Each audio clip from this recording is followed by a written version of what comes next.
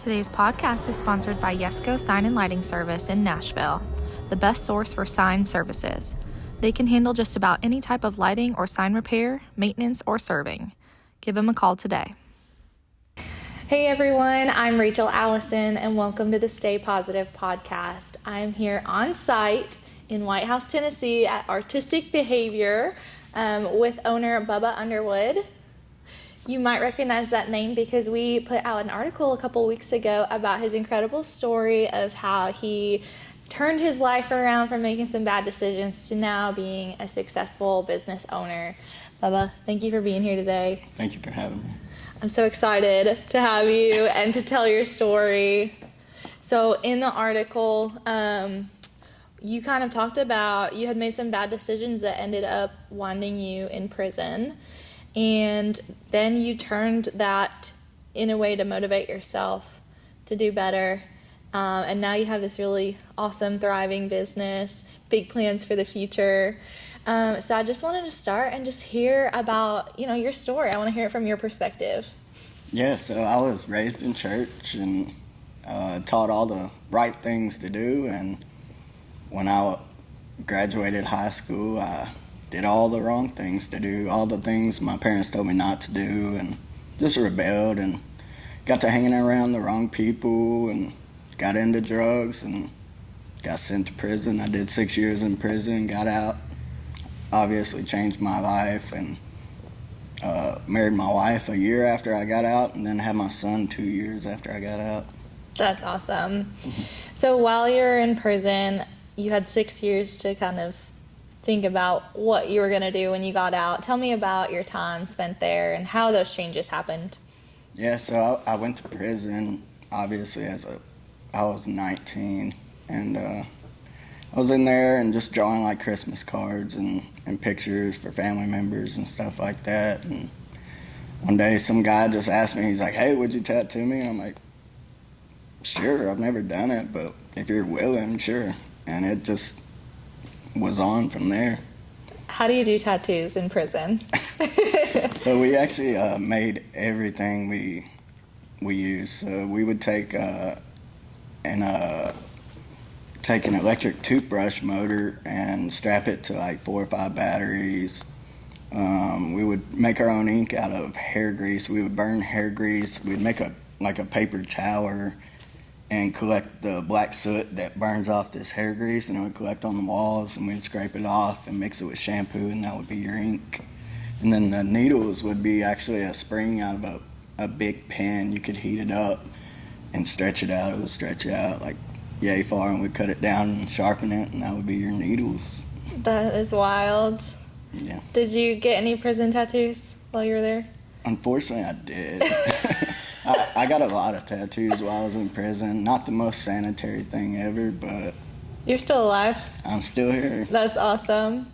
And you were artistic to a sense before, as a child and stuff, right? Yeah, so I always drew and painted and messed with different mediums like charcoal and different things. I took advanced art classes during school and stuff, so I've always been artsy.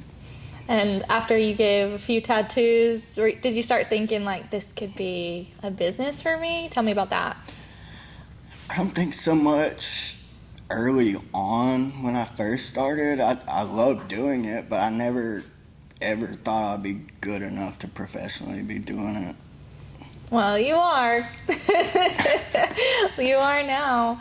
So, you met your wife while you were in prison. You want to tell us a little bit about that story? I did. So I got locked up in Smithville, and she was actually a correctional officer in the county jail we were in.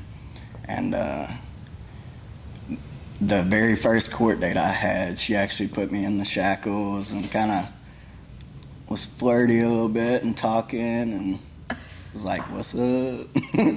So, yeah, that's how I met her. And then every time we'd have this little bitty crack in the door that you could see, like people walk by, and every time we'd hear the big loud doors shut, and I'd go run to the door and peek and see if it was Taylor and be like, "Hey." Aww. Yeah, so that's cute. How it started.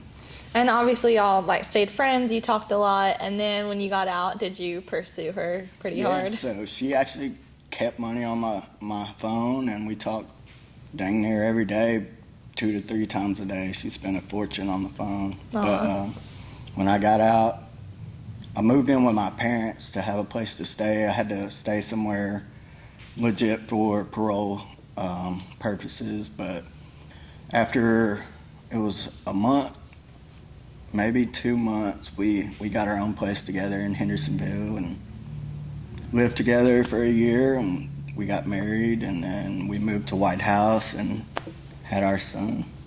Would you say she is a influence on who you are today now? Definitely. She was definitely my guardian angel. She helped me get through the rough time of life, and yeah, for sure. That's awesome. Love to hear it. Does she help out here at the shop? No, I do it all. No, I'm just kidding. Yeah, she does all the behind the scenes stuff. She's actually like the face of artistic behavior. She does all the meetings and all the behind the scenes stuff. That is awesome.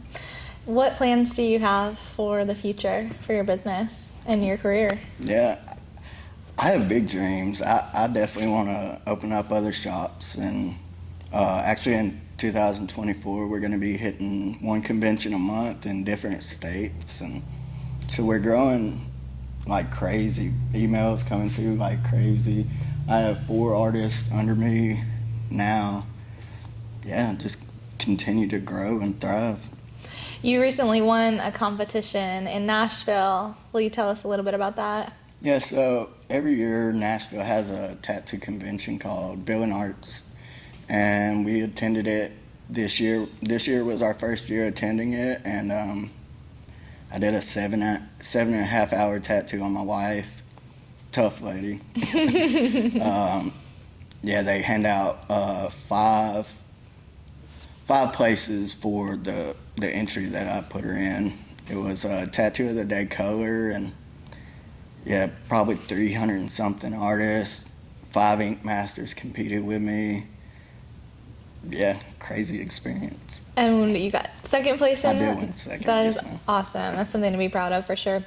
I've seen that tattoo. It's beautiful. It's pretty wild. I love that. What is your favorite tattoo that you've done recently? Recently, I did a new style that I really enjoyed doing. It was on a friend of mine, so he was like, do whatever you want to do. We did a pop art Darth Vader helmet that is just like popping off the skin. I got huge responses from that, so I think I'm going to try to do a little more pop art. That sounds super fun. I love that you're developing your craft and continuing to grow with what you do. Yeah. So I guess my last question for you is, what advice would you give your younger self? So if you could think back to, maybe right before you went to prison, what would you tell yourself now, knowing everything that you know? Definitely listen to your parents. I heard this wise quote from a fellow tattoo artist. He said, stay humble and stay hungry. So that's my goal. That's my drive, to just be humble but always be hungry. I love that. That's great advice. Well, thank you so much for having me here today and for talking on the podcast. Yeah, thank you for having me. It's been fun. All right, stay positive.